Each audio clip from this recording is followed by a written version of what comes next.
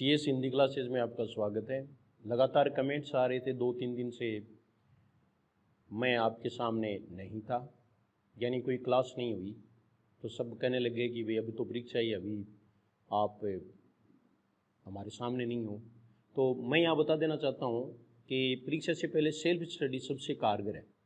आप ये marathon class 2-3 घंटे की मुझे कम जचती हैं थोड़ी। परीक्षा से पहले खुद को ही ज़्यादा पढ़ना चाहिए, पढ़ना भी नहीं बल्कि देखना चाहिए। नई जो चीज़ें हैं उनमें आपको नहीं उलझना है। इसके लिए तो मैं आपको एक स्ट्रेटेजी अलग से बताऊंगा, लेकिन फिलहाल मैं भी उसी क्रम में आपके सामने 30 प्रश्न लेके आया हूँ।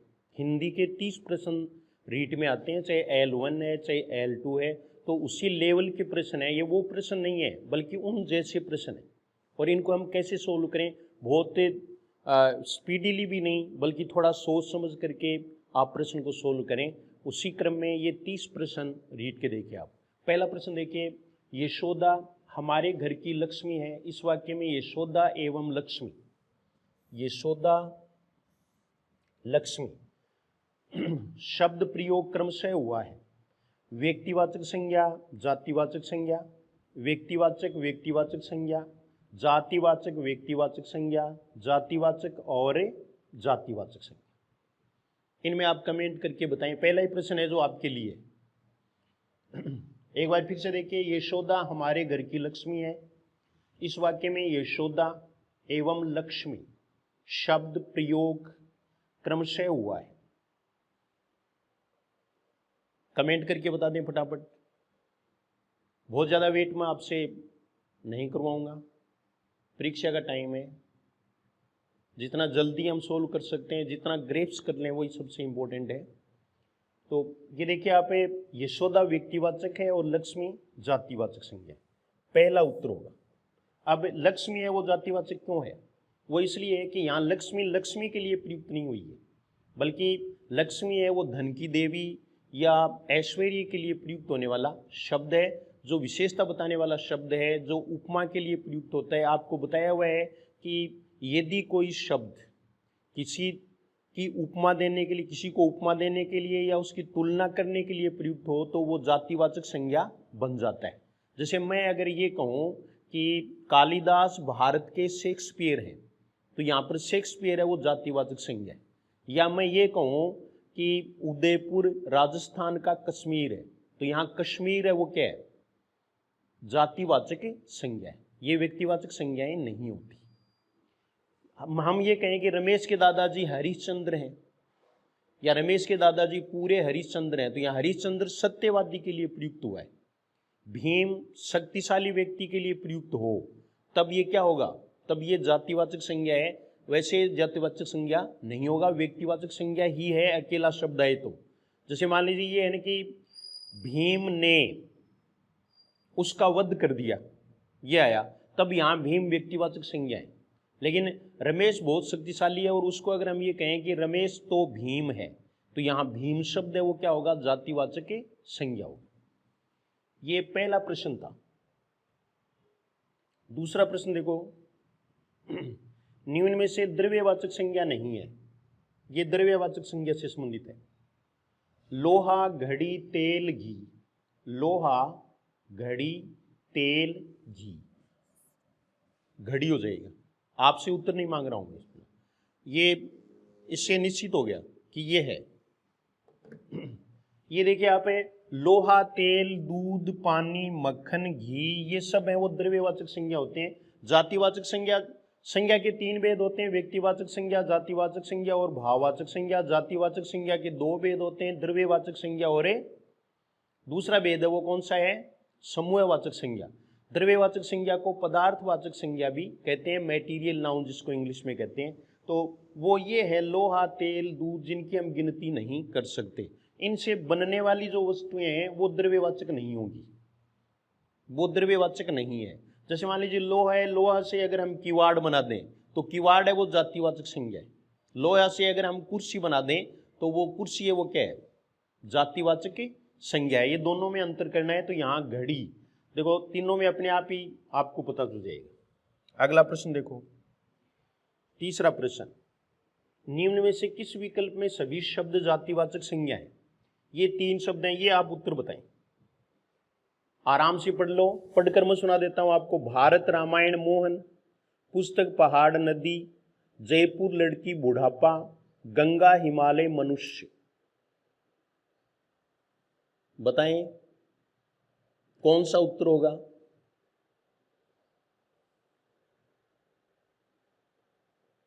ज्यादातर सही बता रहे हैं, मिले जुले उत्तर आ रहे हैं। ये रीट के लायक प्रश्न है, इस तरह के प्रश्न ये वो इसमें पूछे जाएंगे। तो इसमें देखो आप, भारत रामायण मोहन, ये ऐसे ही प्रश्न नहीं है। ये देखो आप, ये व्यक्तिवाचक संज्ञा है, व्यक्तिवाचक संज्ञा। दूसरा देखो, जयपुर व्यक्तिवाचक है, लड़की जातिवाचक, तीनों दे दिए ना इसमें, ये जातिवाचक है। और बुढ़ापा है, ये भाववाचक संज्ञा है। गंगा हिमालय दोनों व्यक्तिवाचक है, ये दोनों व्यक्तिवाचक है। मनुष्य जातिवाचक संज्ञा है। पुस्तक पहाड़ नदी, ये देखो आप, ये इसमें उत्तर होगा और ये जातिवाचक संज्ञा है। तो बी, तीसरे प्रश्न में बी होगा उत्तर। नेक्स्ट प्रश्न देखो, किस वाक्य में अनिश्चयवाचक सर्वनाम है। संज्ञा के बाद में सर्वनाम पर प्रश्न दिया है। संज्ञा के स्थान पर प्रयुक्त होने वाले शब्दों को सर्वनाम कहते हैं। सर्वनाम के 6 भेद होते हैं: पुरुषवाचक सर्वनाम, निश्चयवाचक सर्वनाम, अनिश्चयवाचक सर्वनाम, प्रश्नवाचक सर्वनाम, संबंधवाचक सर्वनाम और निजवाचक सर्वनाम। ये सर्वनाम के 6 भेद हैं। इनमें से पहला देखो आप, पुरुषवाचक सर्वनाम होता है, लेकिन इसमें प्रश्न किस पर पूछा है? अनिश्चयवाचक सर्वनाम पर। इसमें संकेतवाचक सर्वनाम भी नाम आपको मिलता है, लेकिन संकेतवाचक है वो निश्चयवाचक को ही कहते हैं। इसमें देखो वाक्य में दिया हुआ, हम किसी से कुछ नहीं कह सकते, हम खुद ही इधर आ गए, मेरा भाई जो तुम्हें मिला था वह आगे निकल गया, तुम कॉलेज कब जाओगे। ये देखिए, ये सर्वनाम शब्द है। या मेरा शब्द है वो सर्वनाम नहीं मानेंगे, सार्वनामिक विशेषण है, इसको सार्वनामिक विशेषण माना जाना चाहिए। भाई की विशेषता बताता है सर्वनाम के रूप में। इसमें देखो आप, हम पुरुषवाचक है, खुद निजवाचक सर्वनाम है, तुम्हें पुरुषवाचक सर्वनाम है, मध्यम पुरुष, हम है वो उत्तम पुरुष है, वह अन्य पुरुष है, पुरुषवाचक सर्वनाम, तुम पुरुषवाचक सर्वनाम है, कौन सा पुरुष है? मध्यम पुरुष है। ये दोनों अनिश्चयवाचक है, किसी और कुछ। ये देखो, किसी, कुछ, कोई, किसी के बाद में कोई भी कारक चिन्ह लग जाए, ये सारे के सारे हैं वो अनिश्चयवाचक सर्वनाम हो। अगला प्रश्न,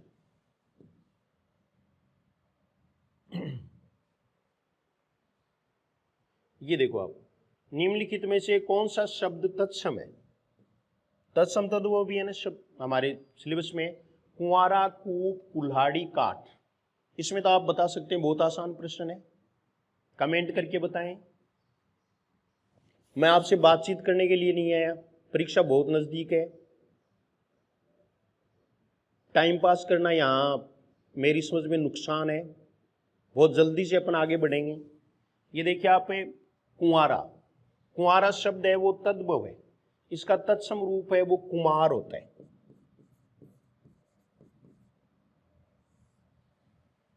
कुमार का कुंवर भी होता है और कुंवारा भी होता है। दूसरा देखिए, कूप, ये तत्सम है, यही उत्तर है। कौन सा शब्द तत्सम है? इसका तद्भव रूप कुआं होता है। कुल्हाड़ी, काठ, काठ है उसका क्या होगा? कास्ट, काठ का तत्सम रूप कास्ट। कुल्हाड़ी का है वो प्रचलित नहीं है, वैसे कुठार वगैरह जो कहते हैं वो तत्सम में नहीं, कुठार। तो इसमें उत्तर कौन सा हुआ? उत्तर आप नोट कर लें, 2 नंबर वाला। कुंवारा तद्भव है, कुल्हाड़ी तद्भव है, काठ है वो भी तद्भव है, ये तीनों तद्भव शब्द हैं।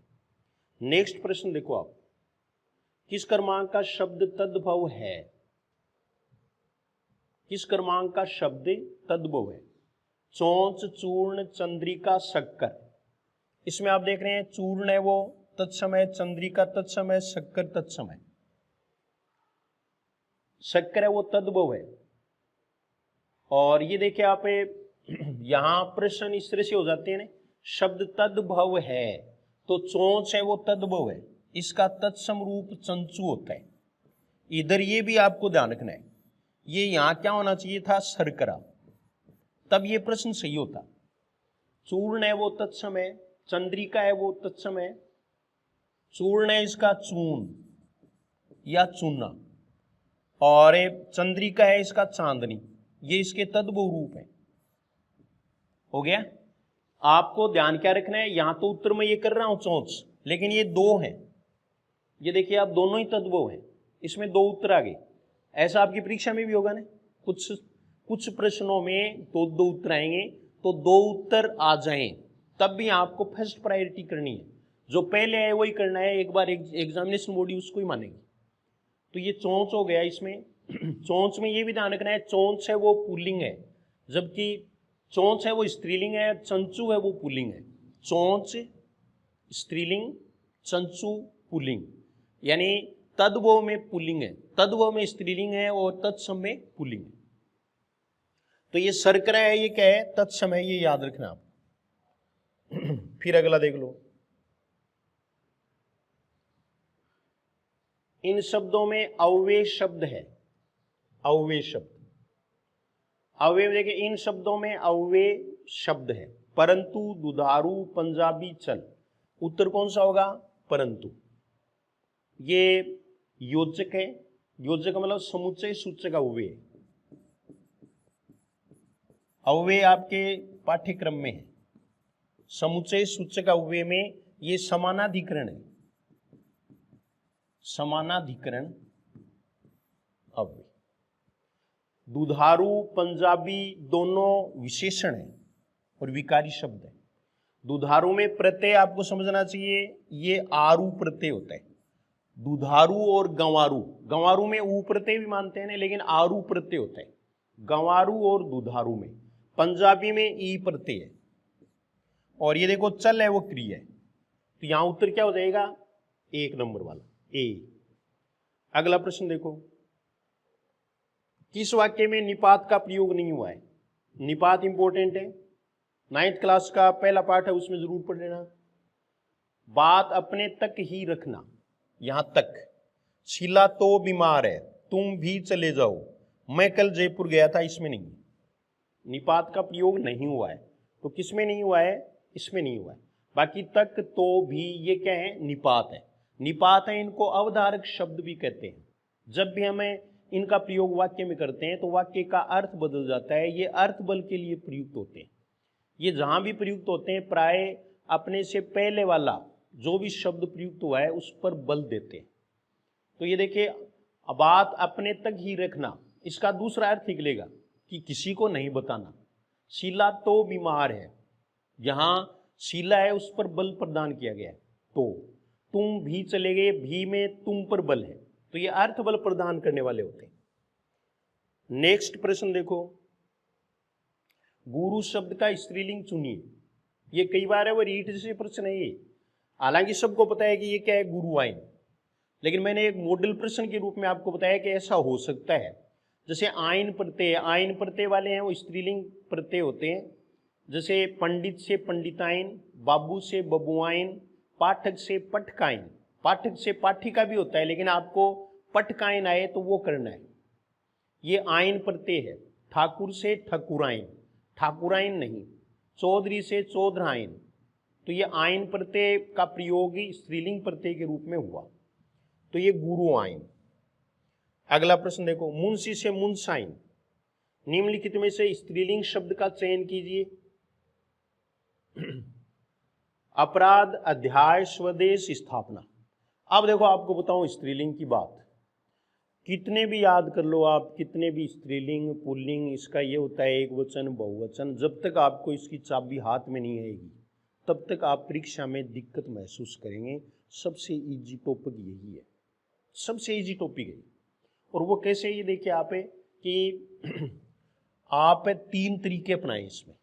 पहला तरीका है वो ये है कि आप वाक्य में प्रयोग करें, क्रिया देख लें, क्रिया के अनुसार पहचान लें कि पुल्लिंग क्रिया का प्रयोग हुआ है या स्त्रीलिंग का।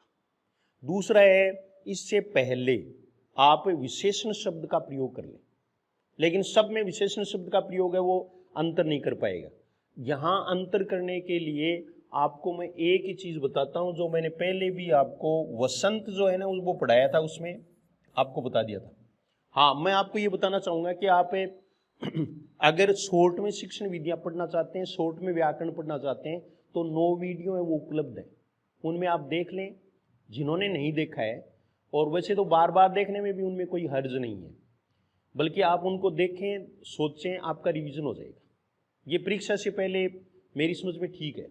अपराध, अध्याय, स्वदेश, स्थापना, स्त्रीलिंग शब्द का चयन करना है, तो काके की से हो जाएगा। राधा का अपराध, की अपराध नहीं हुआ तो ये पुल्लिंग है। ये देखिए आप अध्याय, अध्याय जैसे उसका अध्याय या इस पुस्तक का अध्याय। स्वदेश, स्वदेश ये तो देश आ गया, तो वैसे ही पुल्लिंग है स्वदेश।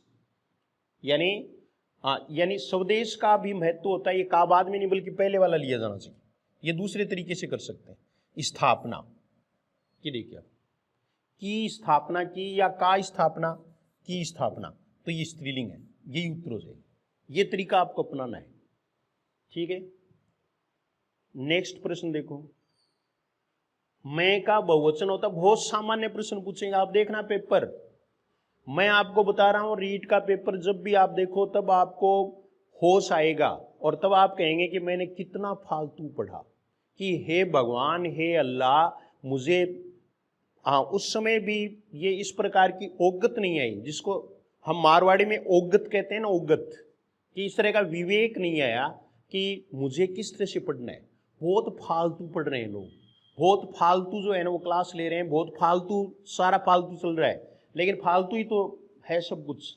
तो ये देखिए आप, मैं का बहुवचन होता है, मैं का बहुवचन मुझे नहीं होता, बल्कि ये देखो मैं का हमें भी नहीं होता, हमको भी नहीं होता, हम होगा। ये कितना अच्छा प्रश्न है, ये देखिए आप। अब आप कहेंगे हमको क्यों नहीं होगा, तो यहां मैं आपको बता दूं कि मैं है वो कर्ता, कारक का उदाहरण है, तो यहां कारक भी वही होना चाहिए बहुवचन में। मुझे, ये तो है ही एक वचन है, मुझे है वो कर्म कारक है, हमें बहुवचन है लेकिन ये कर्म कारक है, हमको भी कर्म कारक है। तो ये देखो हम, ये क्या है, कर्ता कारक है। तो मैं का हम होगा, मुझे का हमें होगा या हमको होगा। ये देखो आप, मुझे का बहुवचन हमें है।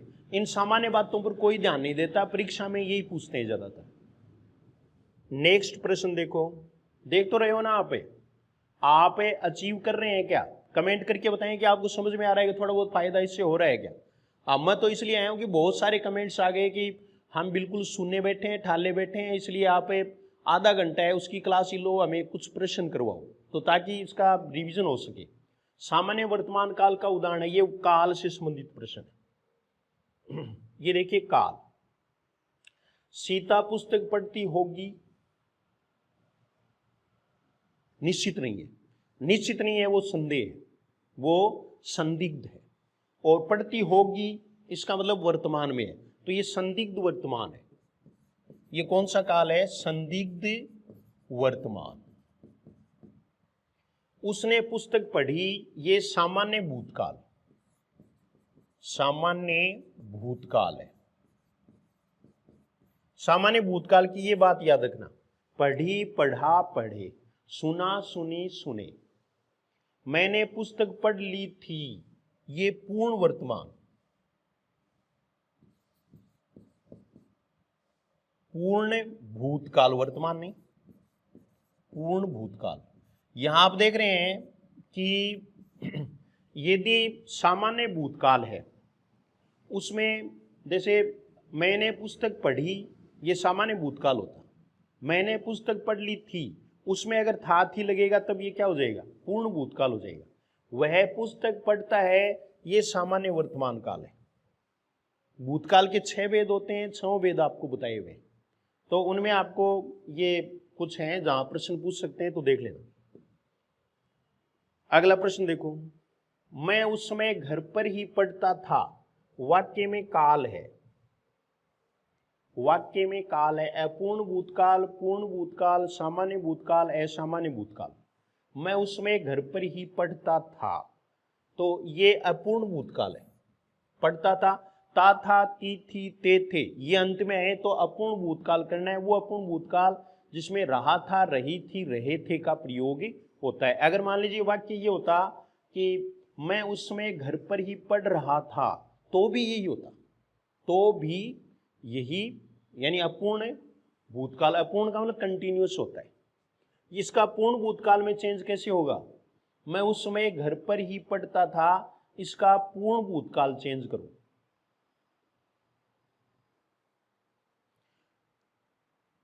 मैंने उस समय घर पर ही पढ़ा था, ये होगा। मैं घर पर ही पढ़ा, मैं उसमें घर पर ही पढ़ा, तब सामान्य भूतकाल होता, असामान्य कुछ होता नहीं। अगला प्रश्न देखिए आप। हाँ, बीच में मुझे याद आ गया कि किसी ने कमेंट करके, अगर वो देख रहे हैं, सुन रहे हैं, तो कमेंट करके कहा था कि मैंने एक आपको लेख बताए थे, अनुलेख, प्रतिलेख, ये श्रुतलेख, ये बताया था। तो उन्होंने कमेंट करके कहा है कि हमने तो ऐसा रूपरेखा विधि में पढ़ा है। तो रूपरेखा विधि में भी होता है, वो बिंदु दूसरे हैं, वो केवल लिखना सिखाने के लिए है। ये आपको मैंने प्रतिलेख का एक उदाहरण बताया था कि प्रतिलेख में ऐसा होता है। वो क्या है? वो लेखन विधि में रूपरेखा विधि होती है, एक तो लेखन में भी होती है और एक रचना शिक्षण में भी होती है, वो अलग विधियां हैं। ये जो बताया था वो ठीक है। कौन सा मिश्र वाक्य है? राहुल पढ़ रहा है, सरल वाक्य है। सुरेश नदी में डूबने लगा, सरल वाक्य है। मैंने सुना है कि सुरैया ने निकाय कर लिया है, ये मिश्र वाक्य है। क्यों है मिश्र वाक्य? की आ गया। वह आया, थोड़ी देर बैठा और तुरंत लौट गया, ये संयुक्त वाक्य। ये कौन सा होगा? संयुक्त वाक्य। नेक्स्ट देखो, इससे अगला, निम्न में से क्रिया विशेषण उपवाक्य है। उपवाक्य, आश्रित उपवाक्य के तीन भेद होते हैं, संज्ञा उपवाक्य, विशेषण उपवाक्य और क्रिया विशेषण उपवाक्य। तो ये देखिए, क्रिया विशेषण उपवाक्य की बात करेंगे। हम तीनों उपवाक्य यहां सीख सकते हैं। मेरे पास एक गुड़िया है जो नाचती है। अगर आपको संयुक्त वाक्य, मिश्र वाक्य, सरल वाक्य या आश्रित उपवाक्य छांटने हो तो आपकी नजर रहनी चाहिए योजक पर, यानी जैसे जो पर, जो वाक्यों को जोड़, उपवाक्यों को जोड़ने वाले, उन पर आपकी नजर रहे। तो ये देखिए, ये विशेषण उपवाक्य है। ये क्या है? केवल विशेषण उपवाक्य। मेरी इच्छा है कि से जुड़ गया, ये संज्ञा उपवाक्य है। आपको इतने ज्ञान की आवश्यकता नहीं है, अपवादों में नहीं जाना है। जब बारिश हो रही थी तब मैं घर में था, कविता ने कहा कि, ये देखो फिर की आ गया। की जहां भी आ जाता है वो संज्ञा उपवाक्य होता है, और ये क्रिया विशेषण उपवाक्य। जब बारिश हो रही थी तब मैं घर में था। ये आश्रित उपवाक्य हैं, वो तीन होते हैं। आश्रित उपवाक्य के तीन भेद हैं। संज्ञा उपवाक्य वो की से जुड़ेगा। विशेषण उपवाक्य जो से बनने वाले शब्द, जिसे, जिसको, जिस शब्द है उसमें कोई भी कारक जुड़ जाए, तो ऐसे सभी उपवाक्य हैं, ऐसे सभी आश्रित उपवाक्य हैं, वो विशेषण उपवाक्य होंगे। बच गए वो सारे के सारे क्रिया विशेषण होते हैं, चाहे जब से जुड़े हो, जब, जहां, जितना, जिधर, क्योंकि, ये सारे के सारे हैं, वो क्रिया विशेषण उपवाक्य होते हैं। फिर अगला देखो, किसी कठिन शब्द को स्पष्ट करने के लिए किस विराम चिन्ह का प्रयोग होता है? ये प्रश्न पहले भी आपके रीट में पूछा हुआ है। कठिन शब्द को स्पष्ट करने के लिए ये आप बताएं। कुछ ये कह रहे हैं कि हम भी बताना चाहते हैं, हमें प्रश्न आ रहे हैं। हाँ, तो वो भी बता लें, अपने मन की बात वो भी कहें। चलो अब देख लो।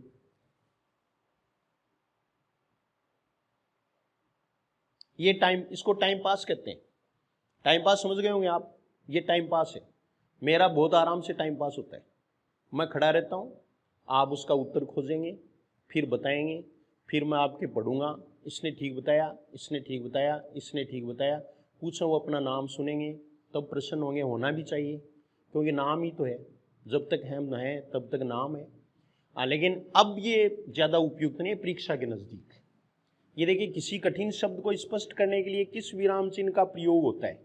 विवरण चिन्ह, उसमें कुछ अस्पष्ट दिख रहा था तो मैं आपको बता दूं विवरण चिन्ह है वो ये होता है, इसमें दो बिंदी होती है और ये होता है निर्देशक, ये होता है योजक। निर्देशक है वो ये है, कोष्ठक ये तीनों होते हैं, इनका कोई अलग से वो नहीं है, हालांकि कुछ ने जचा रखा है लेकिन वो जचा ही रखा है। उपविराम है वो कोलोन को कहते हैं, ये उपविराम, तो ये कोष्ठक। अतिरिक्त जानकारी देने के लिए किसका प्रयोग करते हैं? कोष्ठक का प्रयोग करते हैं। कोई भी कठिन शब्द है उसको स्पष्ट करेंगे, जैसे मैं लिख रहा हूं और मैंने लिख दिया व्योम, फिर यहां कोष्ठक में लिख दिया आकाश, ज्यादातर इस कोष्ठक का प्रयोग करते हैं, तो ये उत्तर होगा कोष्ठक यानी सी। अगला प्रश्न देखो, हमारा देश धीरे धीरे आत्मनिर्भरता की ओर बढ़ रहा है।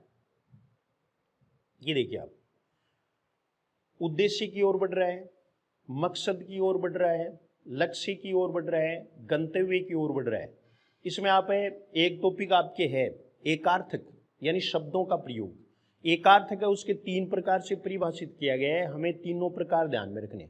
एक तो वो शब्द जिसका अर्थ एक ही होता है, जैसे पहले वाले जो मैंने वीडियो बनाए हैं उसमें आपको घर शब्द बताया था, तो एक तो अनेकार्थक शब्द होते हैं, जैसे सारंग है वो अनेकार्थक शब्द है, उसके 47-48 अर्थ हैं वो हैं, तो ये सारंग है वो क्या है? अनेकार्थक शब्द है। द्विज क्या है? अनेकार्थक शब्द है। अंक अनेकार्थक है, अज अनेकार्थक है, अक्षर अनेकार्थक है, जिसके दो या दो से अधिक अर्थ हो वो अनेकार्थक है, और जिसका एक ही अर्थ हो वो क्या है? एकार्थक। जैसे विद्यालय है तो एकार्थक शब्द है। ये सारा हो गया, ठीक है। एक दूसरे तरीके से भी इसको सुलझाया जाता है, और वो कैसे सुलझाया जाता है कि एकार्थक शब्द का मतलब होता है कि जैसे अज्ञात और अज्ञेय में अंतर, अस्त्र और शस्त्र में अंतर, ये जो अंतर करते हैं उनको भी लोग एकार्थक में ले लेते हैं, तो उस तर्ज पर ये लिया गया है। और तीसरा जो है ना वो कुछ और भी इसका है, और वो क्या है कि अनेकार्थक शब्द को ही एकार्थक कहते हैं। अनेकार्थक शब्द है उसका प्रयोग करना हमें आना चाहिए, इसके आपको इस लफड़े में नहीं पड़ना है कितने प्रकार और कुछ नहीं है। आपको तो ये जानना है कि अगर आपकी पकड़ में आ जाए कि अनेकार्थक शब्द होता है, हाँ, तो अब इसका मतलब क्या है कि वो एकार्थक नहीं है। दूसरा आपको ये ध्यान रखना है कि समानार्थक के जैसे श्रुति भिन्न या श्रुति सम दो शब्द होते हैं, तो सुनने में जो समान हो लेकिन जिनके अर्थ अलग अलग हो, केवल एक थोड़ा बहुत अंतर उनके प्रोनंसिएशन में या उच्चारण में हो, तो उन शब्दों को भी एकार्थक शब्दों में ही पढ़ते हैं। यहां ये शब्द क्या हो जाएगा? लक्ष्य। हमारा देश धीरे धीरे आत्मनिर्भरता के लक्ष्य की ओर बढ़ रहा है, ये हो जाएगा। अगला प्रश्न देख लो, दीर्घ संधि के उदाहरण किस विकल्प में है? ये थोड़ा बड़ा है प्रश्न, पहले का ही बनाया हुआ था। रामावतार, राम जोड़ अवतार, कल्पांत, तय से पहले अनुस्वार आ जाए तो अंत बनेगा, कल्प जोड़ अंत, परम जोड़ अर्थ, परम जोड़ अर्थ, रत्न जोड़ आकर, ये एकर नहीं होगा, आकर होगा। ये कुश जोड़ आसन,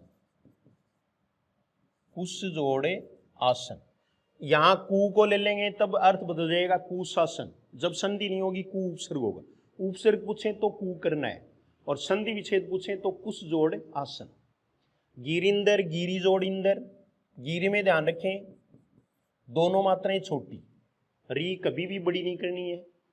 अभीष्ट में अभी छोटा, अभी जोड़ ईष्ट, ईष्ट भी ई छोटी। कवीश्वर है, कवि जोड़ ईश्वर, वे में ई की मात्रा छोटी। कपि जोड़ ईश में, कपि में पे में ई की मात्रा छोटी। जानकीश में स्त्रीलिंग है, नियम नहीं है।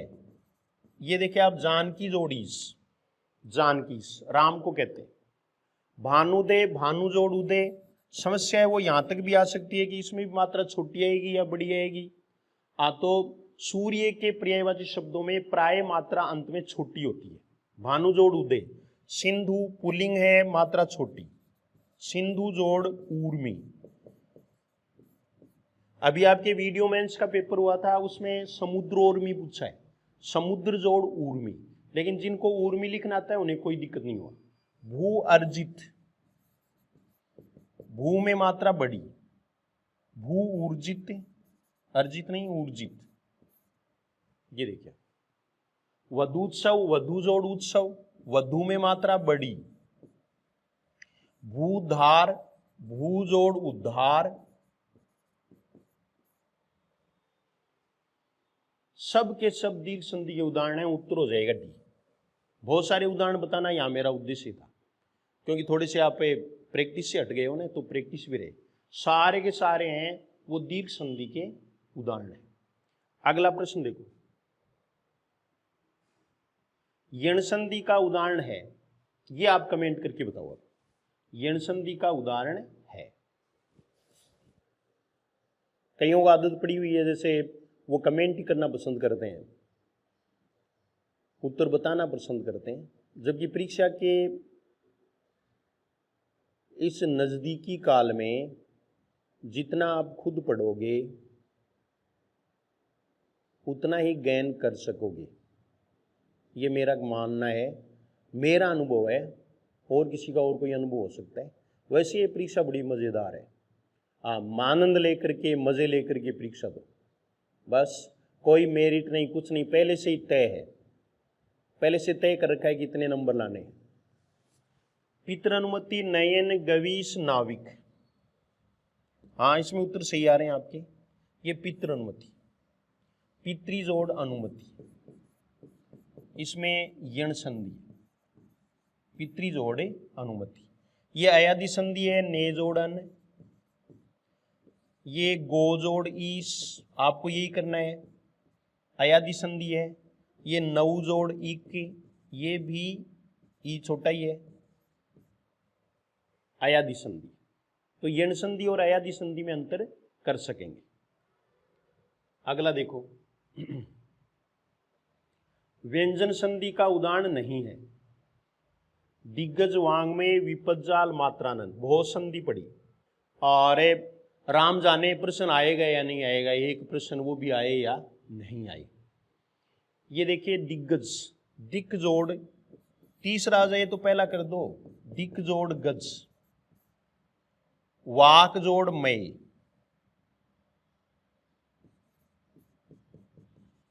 प्रश्न क्या है ये देखिए आप, व्यंजन संधि का उदाहरण नहीं है।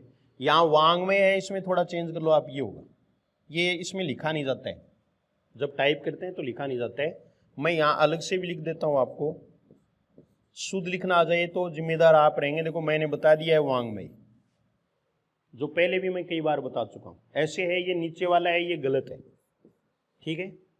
विपज्जाल, ये विपद या विपत दोनों सही हो सकते हैं, पहले विपद करें, विपद जोड़ जाल। ये मातृ जोड़ आनंद, मातृ जोड़े आनंद, व्यंजन संधि का उदाहरण नहीं है, तो ये नहीं है। इसमें यहां भी स्वर है और यहां भी स्वर है, ये यण संधि का उदाहरण है, मातृ पितृ यण संधि के उदाहरण।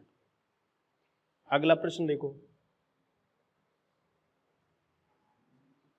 व्याकरण अनुवाद विधि है। ये 20 प्रश्न मैंने व्याकरण से लिए थे, पिछली बार ऐसा ही हुआ था, 20 प्रश्न व्याकरण के आए थे, 10 प्रश्न है वो शिक्षण विधियों के आए थे, लेकिन ये 15-15 भी हो सकते हैं इस बार। तो ये देखिए आप, प्रथम भाषा का व्याकरण पहले पढ़ाया जाता है किसमें, व्याकरण अनुवाद विधि में। व्याकरण अनुवाद विधि को का दूसरा नाम क्या है, भंडारकर विधि।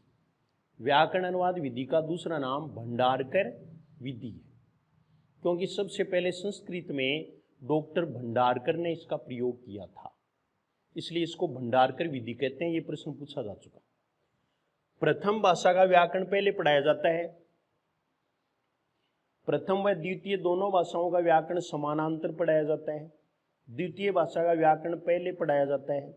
दोनों भाषाओं का व्याकरण व्यतिरेय की दृष्टि से पढ़ाया जाता है। व्यतिरेय की दृष्टि कौन सी होती है, तुलना करके, समानता और असमानता बताना व्यतिरेय की दृष्टि है। तो ये मेरा बताया हुआ भी आपको, और यहाँ उत्तर बिल्कुल क्लियर है, ये सेकंड ग्रेड में पूछा हुआ प्रश्न है। द्वितीय भाषा का व्याकरण पहले पढ़ाया जाता है। अब कुछ है वो ये नहीं समझते कि प्रथम भाषा कौन सी है, द्वितीय भाषा कौन सी है, तो मैं आपको बताता हूँ कि ये चीज़ें आपको अंग्रेजी से जाननी है। जैसे हमारे यहाँ अंग्रेजी पढ़ाते हैं, तो अंग्रेजी है वो द्वितीय भाषा है, हिंदी है वो प्रथम भाषा है। हिंदी है वो क्या होगी, प्रथम भाषा होगी, ठीक है। तो जब हम अंग्रेजी पढ़ाते हैं तो पहले हिंदी की व्याकरण थोड़ी पढ़ाते हैं, बल्कि द्वितीय भाषा की व्याकरण पढ़ाएंगे। एक दिन मैं यूट्यूब पर देख रहा था, तो एक मैडम है वो पढ़ा रही थी, और वो प्रत्यक्ष विधि, ये बात चल गई तो बता रहा हूँ मैं आपको। तो उसमें ये बताया जा रहा था कि कोई भी नवीन विषय पढ़ाने के लिए मातृभाषा का प्रयोग किया जाता है, और उन्होंने उत्तर बताया प्रत्यक्ष विधि। तो ये प्रत्यक्ष विधि उत्तर नहीं होगा, उसका उत्तर परोक्ष विधि होगा। परोक्ष विधि इसको ही कहते हैं, अनुवाद विधि को। तो ये आपको याद रखना है, प्रत्यक्ष विधि में मातृभाषावत पढ़ाया जाता है। मातृभाषा वर्जित है, मातृभाषा का प्रयोग नहीं कर सकते, लेकिन मातृभाषा की तरह पढ़ाया जाता है, यानी जो भाषा पढ़ानी है वो ही उसका माध्यम होती है। तो ये चीज़ है वो ये सुधार कर लेना आप, हालांकि भूलें हो जाती हैं। तो मैं तो आपको बता रहा हूँ, मैंने जहाँ तक सुना था उन्होंने अमेंडमेंट करवा दिया होगा, ये अलग बात है। अगला देखिए आप, प्रत्यक्ष विधि में बालक अनुकरण द्वारा दूसरी भाषा सीखता है, व्याकरण के नियम पर बल दिया जाता है, चित्र एवं शैक्षणिक सहायक सामग्री का प्रयोग नहीं किया जाता, अनुवाद का सहारा लेता है। ये देखिए आप, यही क्लियर हो गया ये प्रश्न कि प्रत्यक्ष विधि उसमें अनुवाद का सहारा ही नहीं लेंगे, तो मातृभाषा को माध्यम तो तभी तो बनाते हैं जब हम अनुवाद का सहारा लेते हैं। तो वो प्रश्न गलत था। ऐसे गलत प्रश्न है वो कई बार हमें इधर से उधर जाने से रोक देते हैं, तो इन पर भी हमें वॉच करना भी जरूरी है। यानी मैं कैसे पढ़ा रहा हूँ आपको वॉच करना। जैसे मान लीजिए आज किसी ने मुझे कहा कि हमने तो ऐसा सुना है, तो मुझे बहुत अच्छा लगा, इसका मतलब है वो सचेत हैं, सचेष्ट हैं, सजग हैं, और ये रहना बहुत जरूरी है कॉम्पिटिटर का। अनुकरण द्वारा दूसरी भाषा सीखता है, ये बिल्कुल सही है। प्रत्यक्ष विधि में बालक अनुकरण द्वारा सीखता है। व्याकरण के नियम पर बल नहीं दिया जाता है, व्याकरण अनुवाद विधि में दिया जाता है। इसमें व्याकरण का ज्ञान तो जरूर दिया जाता है, लेकिन वो आगमनात्मक विधि से दिया जाता है। आगमनात्मक विधि, आगमनात्मक विधि का मतलब है कि जैसे पढ़ाते समय जो एग्जाम्पल आ गया उसके बारे में व्याकरणिक कोई बात है तो बता दें, अलग से नहीं पढ़ाया जाता। चित्र एवं शैक्षणिक सहायक सामग्री का प्रयोग बहुत किया जाता है, इसलिए ये भी गलत है। अनुवाद का सहारा बिल्कुल भी नहीं लिया जाता, न तो मातृभाषा का सहारा लिया जाता न अनुवाद का। यहां उत्तर कौन सा होगा, ए। हर्बर्ट की पंचपदीय विधि में परिगणित पद नहीं है, या हमें इसको ये हटा देंगे, ये प्रत्यय हो जाता है। ये देखिए आप, हर्बर्ट की पंचपदी में परिगणित पद नहीं है। प्रस्तावना है, प्रस्तुतिकरण है, उद्देश्य है, मूल्यांकन नहीं है। ये पहले भी मैं आपको प्रश्न बता चुका हूं, पांचों पद रट लें, प्रश्न आ सकता है। अगला देखो, आगमन प्रणाली के अंतर्गत व्याकरण पढ़ाते समय छात्रों को पहले सूत्र रटवाए जाते हैं। ये छात्रों को सूत्र है वो किसमें रटाए जाते हैं, निगमन विधि में, सिद्धांत विधि में, जिसको सूत्र विधि भी कहते हैं।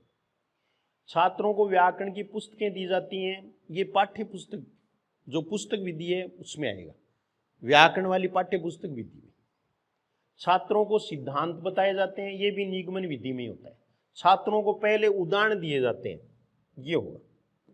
आगमन विधि में मैंने आपको बताया था कि आगमन विधि है वो व्याकरण की अच्छी विधि मानी जाती है। आगमन विधि में पहले उदाहरण प्रस्तुत किया जाता है, इसके 4 चरण होते हैं। पहला होता है उदाहरणों का प्रस्तुतिकरण, दूसरा होता है निरीक्षण, ये छात्रों द्वारा, और चौथा होता है सामान्यीकरण, यानी परिभाषा या सिद्धांत है उसकी स्थापना करना, नियम की स्थापना करना, नियमीकरण भी इसको कहते हैं, व्यवस्था भी कहते हैं। उसके बाद में चौथा जो चरण है वो होता है प्रयोग व अभ्यास, ये भी बालकों द्वारा शिक्षक उनसे अभ्यास करवाता है। ये 4 चरण होते हैं। अगला प्रश्न देखो, भाषा सीखने के लिए 4 अवयवों का सही क्रम है। ये प्रश्न वैसे लिया हुआ था लेकिन है ठीक। ये देखिए, पहले जिज्ञासा, फिर प्रयत्न, फिर अनुकरण, फिर अभ्यास। ज़्यादा समय इसमें लगाने की आवश्यकता नहीं है। सबसे पहले हमें जैसे सीखेंगे तो जिज्ञासा होनी चाहिए, फिर उसके लिए प्रयत्न करेंगे तो फिर अनुकरण भी करना है, और उसके बाद में बार बार अभ्यास करना है। यही क्रम रहेगा। नेक्स्ट प्रश्न देखो, दूरदर्शन प्रणाली द्वारा शिक्षण का सबसे बड़ा दोष ये है कि आजकल ऐसे प्रश्न वो कर लेते हैं, ये कोई आपके निश्चित शिक्षण विधियां तो है ही नहीं। विद्यार्थी शिक्षक के साथ संवाद नहीं कर पाता, सबके पास टीवी नहीं होता है, हमारे देश में बिजली की कमी है, अभी हमारी प्रसारण सुविधा अपर्याप्त है। तो इसमें आप ये देखिए, आप विद्यार्थी शिक्षक के साथ संवाद नहीं कर पाता। ये जो भी दूरदर्शन प्रणाली है वो दूरस्थ विधि में ही आती है, यानी घर बैठे हम दूर से देखते हैं, तो शिक्षक है उसके साथ में संवाद नहीं कर पाता। तो संवाद जैसे आप तो फिलहाल जैसे लाइव होते हैं तो संवाद कर पाते हैं, लेकिन इसमें संवाद नहीं हो पाता है। अगला देखो, आजकल ये बहुत हाशिए में चला गया है, संवाद मीडिया के माध्यम से हो सकता है। भाषा शिक्षण में वर्तनी संबंधी अशुद्धियों के निराकरण के में उपयोगी है अनुकरण वाचन, श्रुतिलेख, गृह कार्य, व्याख्यान। ये देखिए, वर्तनी संबंधी अशुद्धियों में सबसे इंपॉर्टेंट है वो श्रुतिलेख है। ये श्रुतिलेख भी नाम लिखा जाता है और श्रुतिलेख भी लिखा जाता है, दोनों हैं तो इसको सही मानना है। ये श्रुतिलेख, श्रुतिलेख में क्या होगा कि शिक्षक बोलता है और अध्यापक लिखते हैं, और वो कैसे लिखते हैं, सही लिखते हैं या गलत लिखते हैं, इसके बाद में अध्यापक के उनकी त्रुटियों को दुरुस्त करवा देता है। जैसे हमारी परंपरा थी ना कि एक ही शब्द जो गलत हो गया उसको 5 बार लिखने की, सब जगह 5 बार ही है, जबकि ये जो शब्द है उसकी क्लिष्टता पर डिपेंड करता है कि आप कितनी बार लिखवाएंगे। कुछ शब्द हैं वो 1 बार लिखवाने से हो जाएंगे, कुछ हैं वो 5 बार लिखवाने से भी नहीं होंगे, लेकिन परंपरा चली हुई है कि 5 बार ऐसा करें। हम तो परंपरावादी तो हैं ही, या नहीं है, मैं गलत कह रहा हूँ? निम्न में से किस शिक्षण विधि में व्याकरण की शिक्षा पृथक से नहीं दी जाती? आगमन विधि में, निगमन विधि में, भाषा संसर्ग विधि में, व्याख्यान विधि में? ये प्रश्न बहुत आसान है, कमेंट करके बताएं। आप बहुत देर से ठाले बैठे हैं, कमेंट करें, कमेंट करके बताएं। कमेंट आपको करना जरूर है, इसके बाद भी आपको कमेंट करना है कि आपको ये कैसा लगा, इसे जारी रखा जाएगा या आपका टाइम खराब होता है। अगर टाइम खराब होता है तो हम परीक्षा के बाद देखेंगे। फिर परीक्षा के बाद का मतलब इस परीक्षा के लिए नहीं, अगली परीक्षा के लिए। ये परीक्षा हो जाएगी उसके बाद अभ्यास थोड़ी कराएंगे इसका, लेकिन अगली परीक्षाओं के लिए ये चैनल जारी रहेगा। आपको आवश्यक सामग्री है वो मिलती रहेगी हिंदी से संबंधित पूरी तरह से। तो ये देखिए, आप निम्न में से किस शिक्षण विधि में व्याकरण की शिक्षा पृथक से नहीं दी जाती? भाषा संसर्ग विधि में नहीं दी जाती, इसको अव्याकृति विधि भी कहते हैं। ये प्रश्न आ सकता है, अव्याकृति, अव्याकृति विधि भी कहते हैं। मैंने आपको कॉन्टेक्ट मेथड है वो बता दिया था, भाषा संसर्ग विधि।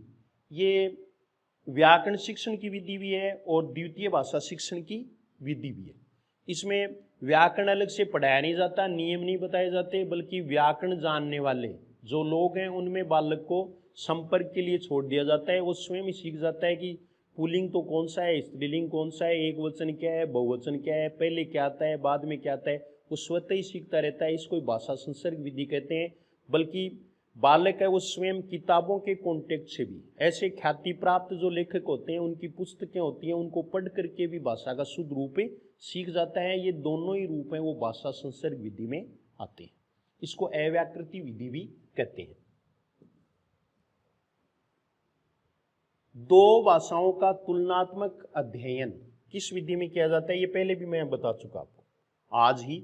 आगमन विधि, अनुकरण विधि, व्यतिरेकी विधि। ये कौन सी है? व्यतिरेकी विधि। समवाय विधि कौन सी है? समवाय विधि में आप समवाय का अर्थ भी आप एक अर्थ अपने हिसाब से ले लो, साथ साथ ही, यानी अलग से, बल्कि साथ साथ ही समवाय। साथ साथ का मतलब है मैं गद्य शिक्षण करवा रहा हूं लेकिन साथ में आपको व्याकरण पढ़ा रहा हूं, तो ये समवाय विधि। समवाय विधि भी व्याकरण विधि के रूप में, सहसंबंध विधि के रूप में काम में ली जाती है। और अब देखिए लास्ट प्रश्न, अंतिम प्रश्न, ये आपके लिए। इतने प्रश्न मैंने आपको करवाए, बीच बीच में आपसे ही पूछे, लेकिन फिर भी मैं ये प्रश्न आपके लिए छोड़ता हूं। निम्न में से किस वाचन को अर्थ ग्रहण व आत्मसातीकरण की दृष्टि से सर्वाधिक महत्वपूर्ण माना जाता है? आदर्श वाचन को, अनुकरण वाचन को, समूह वाचन को, मौन वाचन को? आत्मसातीकरण के लिए, यानी आत्मसात करने के लिए किसको माना जाता है?